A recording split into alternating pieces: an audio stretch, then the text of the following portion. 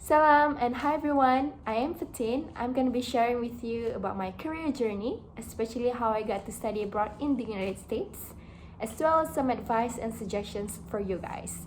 So let's jump in. So who am I? I am currently a third year PhD student at the University of Missouri, United States. I am originally from Kota Nazirah, Petaling Jaya. I am the fifth child out of six, and I love photography. How I got to the US was kind of interesting. So after SPM, I got a scholarship to study medicine.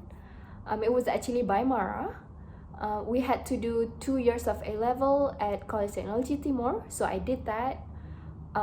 We had two big exams, which is called A1 and A2. So during A1, I got really good results. I even got interviews with 7 universities.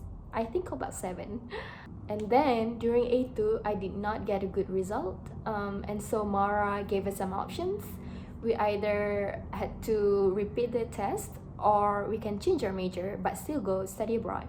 So I changed my major to psychology. I had to do some kind of like foundation period at Inti Nilai.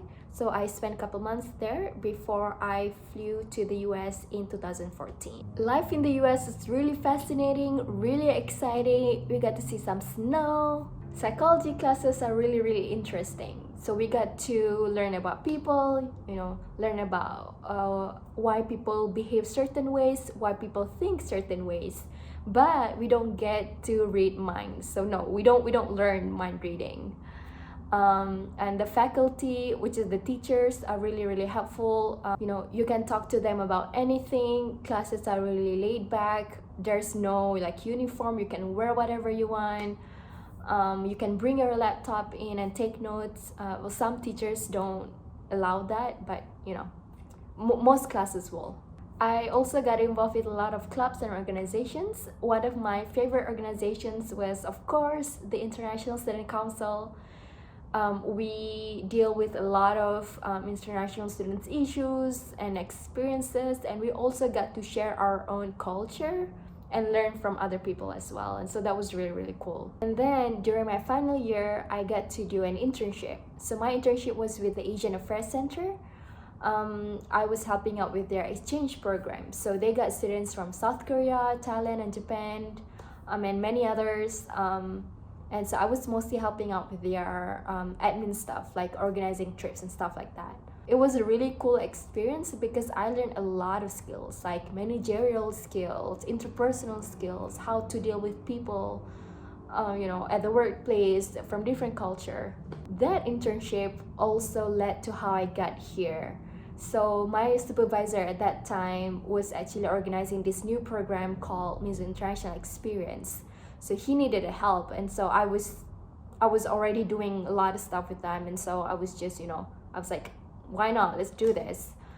So with MIE, we organized a 2-week summer program for high school students. So we got students from all around the world, come to Missouri and our campus and do a career program.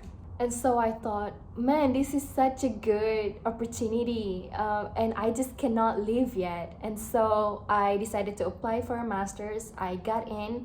I did a master's in educational leadership and policy analysis. And so I did that for 2 years. And then by the end of it, I was like, man, I love working with youth. Like, I want to do youth programs, and I want to do a lot for them. But I just don't know how, and I just need more knowledge and science about how youth develop. And that's how I decided to apply for a PhD, because I know having a PhD is valuable for what I want to do in the future. I applied for a PhD and I got in, and here I am. For my PhD program, I basically have to do 3 years of classes and 2 years of research. So I'm finishing up my courses right now, and I have to do my research. So what it takes to become a PhD student, it's number one, is that you know that this is really what you want to do. PhD is not really for everyone. It's tough, it's time consuming, it doesn't really pay well, but if you know this is gonna be valuable for you in your future, go ahead and do that. Number two is that you need to have a good organization skill, because like I said, PhD is time consuming. You have to manage your time well, you have to manage your tasks well. You're juggling a lot of things. You're doing research, you're working, you're studying, you're taking classes at the same time. So there's a lot of things to do. So with that, organization skill would really be helpful. So that is my story. And I guess what I want you to learn from this was, number one, be open-minded. There are a lot of opportunities out there waiting for you and waiting for you to go seek for them. So just, open your eyes, open your heart. Even though maybe some of you already kind of know what you want to do in the future, there's still a ton of things to know and to learn about. So just be open. And then number two, know that it's okay to make mistakes, but what's more important is that you learn from them. Like me, I failed my A2 exam, right? It was really tough moment because at that time medicine was the only field I know that I wanted. But you know what, I wouldn't be here otherwise. Like I wouldn't be doing a lot of things that I really enjoy doing right now if I didn't fail. It's okay to make mistakes. Take your time to grieve over it, and then come back stronger. My last point was that yes, study abroad is a fun experience, but if you don't get to study abroad, that is totally fine. Our local universities are also great, and right now we have internet. You can basically learn about anything, whatever you want on the internet, right? So you don't have to go study abroad if you don't have the opportunity to. Alright, that is all from me. Thank you so much for listening. If you want to connect with me, my Instagram will be right here. Alright, salam, bye.